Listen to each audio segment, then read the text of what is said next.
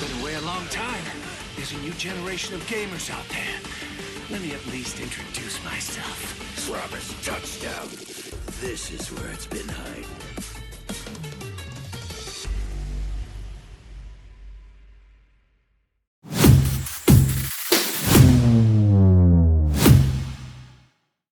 Hello and welcome everyone. No More Heroes Travis Strikes Again was added to the PlayStation Extra catalog together with No More Heroes 3.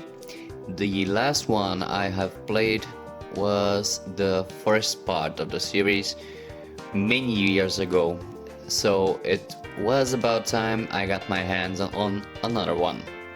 Travis Strikes Again takes place 7 years following the events of No More Heroes 2.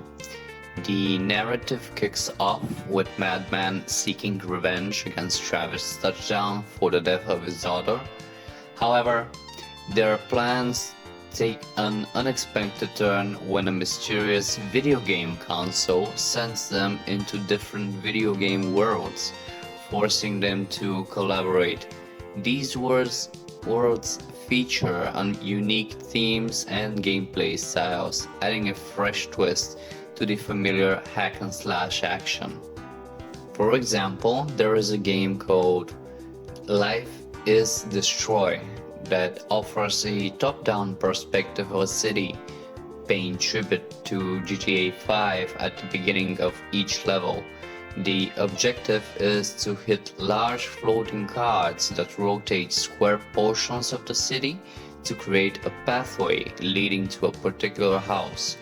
Once inside a house, the camera shifts focus to the interior, where standard combat takes place. Additionally, there is a racing game that may not appeal to everyone, but the option to adjust the difficulty level on the fly could assist those struggling with its unique shifting mechanic. In Travis Strikes Again, combat is once again restricted to providing Travis and his crew with just one weapon. Travis wields his reliable, totally not a lightsaber, and don't even call it that or Disney will hunt you down, plus it doesn't really look or act like one, so stop already. Beam Katana as his primary weapon. Players can execute light and heavy attacks along with jumping and the occasional super combo. However, a new addition to the game are the skill chips. Those chips are acquired by completing levels and discovering them in specific locations throughout most levels. Once assigned to a face button, they can be activated by holding L1 and pressing the designated button. Each ability has a cooldown period that varies depending on its strength. Skill chips can be interchanged freely from the pause menu, not doing so resets the cooldown timer. In multiplayer mode, each skill chip can only be equipped by one player at a time, with the same being character specific and others tailored for cooperative play. This unique system adds a layer of strategy to combat, making battles more dynamic and engaging.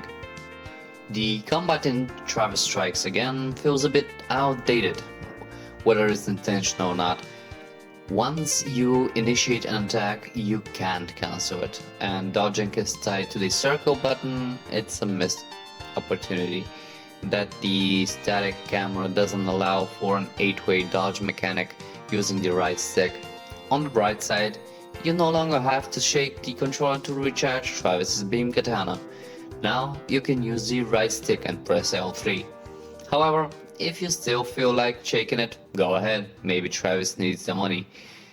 This game is a mix of hack and slash action with a touch of strategy.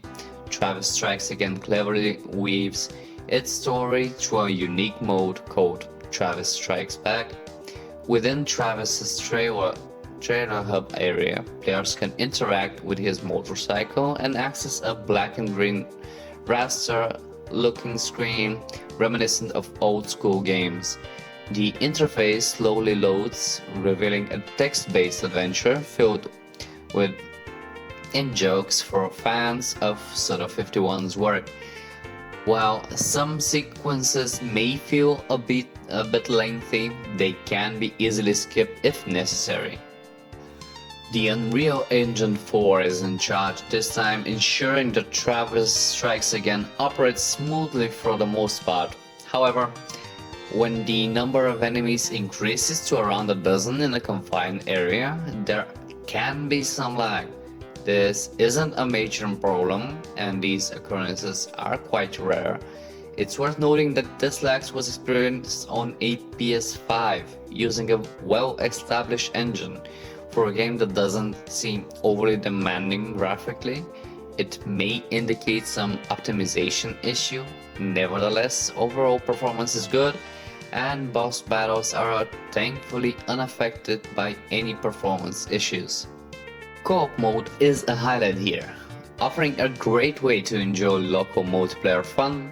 Surprisingly, there is no noticeable drop in performance or graphics quality, which is impressive considering Travis Strikes Again isn't a groundbreaking game in those aspects. The classic co-op setup allows both players to share the same screen, with player 2 having infinite lives. This is perfect for younger siblings who want to join in on the action and have a blast with the game's quirky save game mechanic involving a toilet. While there are a few swear words, the game mostly steers clear of mature themes. Just be cautious about letting a young player dive into Batman's story after completing the main campaign.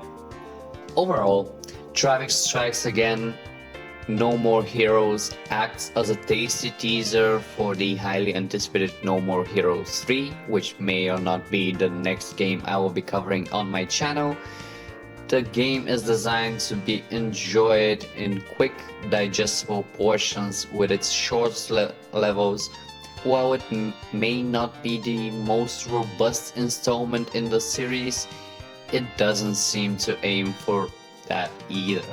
Playing on local co-op with a friend adds a new layer of enjoyment for Travis, and the variety of extra game modes adds some longevity to the experience.